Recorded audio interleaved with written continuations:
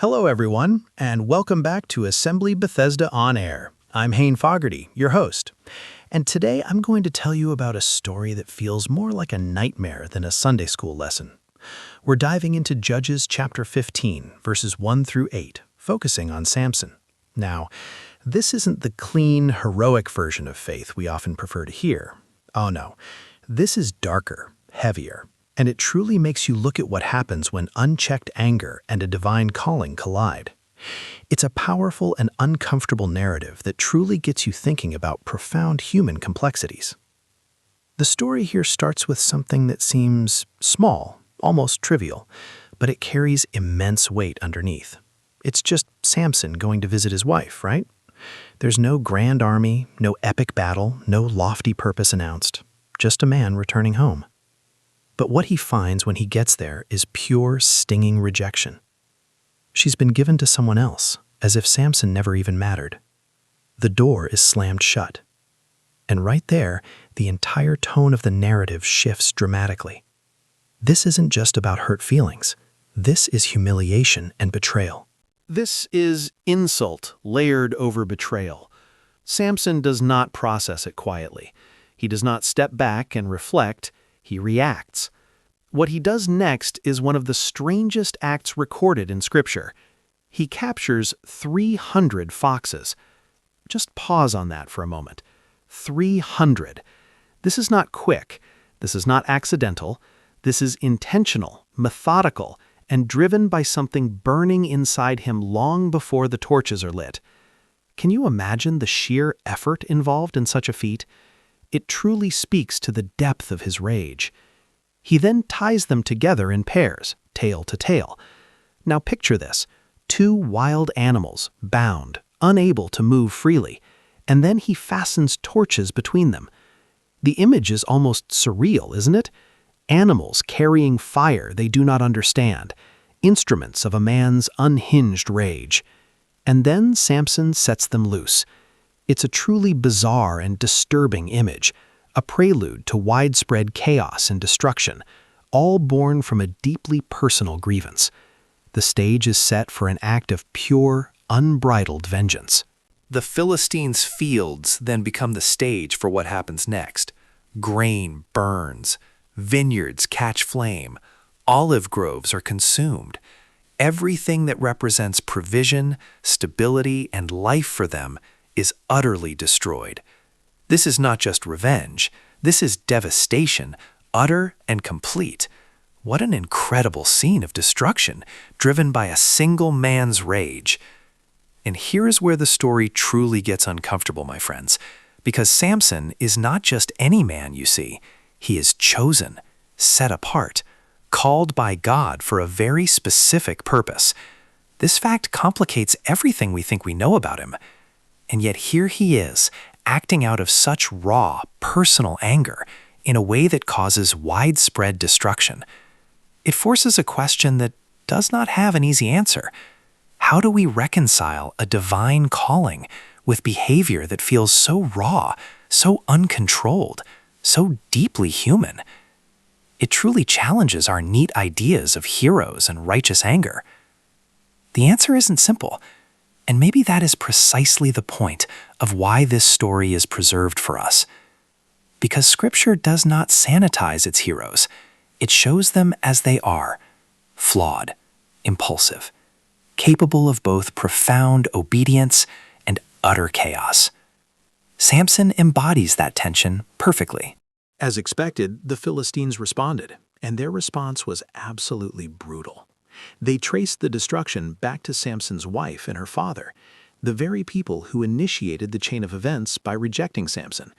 And what do? They burn them alive. Fire answers fire. Violence escalates dramatically. The cycle of vengeance deepens, becoming more savage with each turn. It's a terrifying escalation, isn't it? A private offense spirals into a public catastrophe, claiming innocent lives. This is the tragic trajectory of uncontrolled rage when it's left to run wild, without any boundaries or reason. And Samson hears about this. Instead of stepping back, instead of seeing the terrible cost of his actions, he doubles down. He declares that he will not stop until he gets his full revenge, and he strikes them with great force.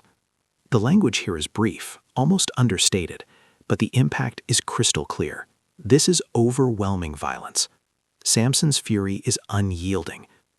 And then, after all of it, after the fire, after the fury, after the retaliation, he withdraws. He goes to live in the cleft of a rock. Isolation follows destruction. Silence follows chaos. There's something deeply symbolic about that final moment. After all the noise and fire, Samson is alone, surrounded by cold, hard stone. It is not a triumphant image. It's haunting, isn't it? So, what do we do about this story? What lessons can we, here in our modern lives, take from this ancient, brutal tale? We can start by recognizing a fundamental truth, my friends. Anger, when it takes control, does not stay contained.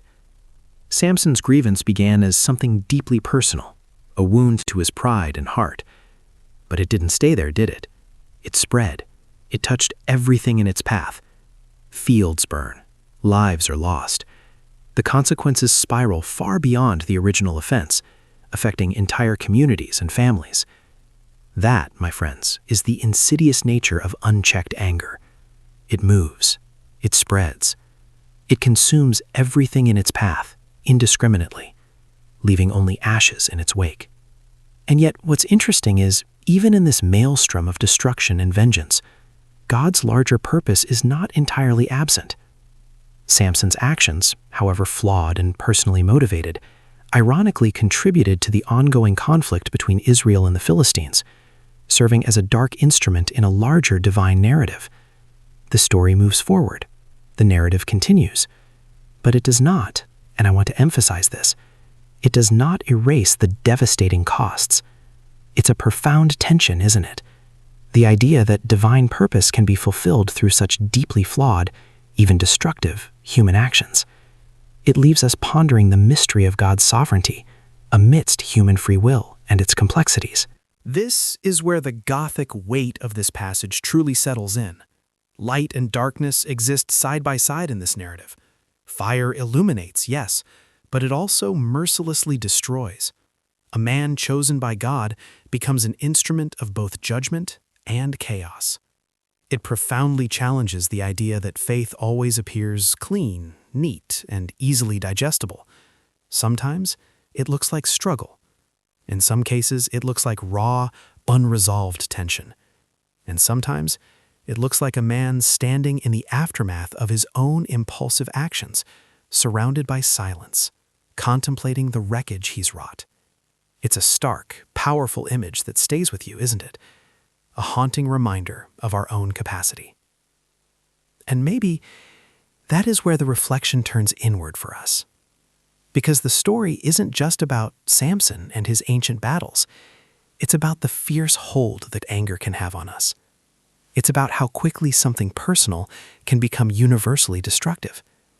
It's about the inherent danger of letting a fire loose, whether it's literal flames or the inferno of our own emotions, without fully considering where it will spread, who it will hurt, and what lasting scars it will leave. We are all capable of that initial spark. And it's a vital question to ask ourselves. Are we truly prepared for the conflagration it might become, and its unpredictable path and profound consequences? The foxes in this story are far more than just a peculiar detail. They are a potent symbol. Bound together, carrying fire, and moving unpredictably, they represent the sheer chaos that inevitably follows when something volatile is unleashed. Once released, Samson no longer controls where they travel. He can't call them back.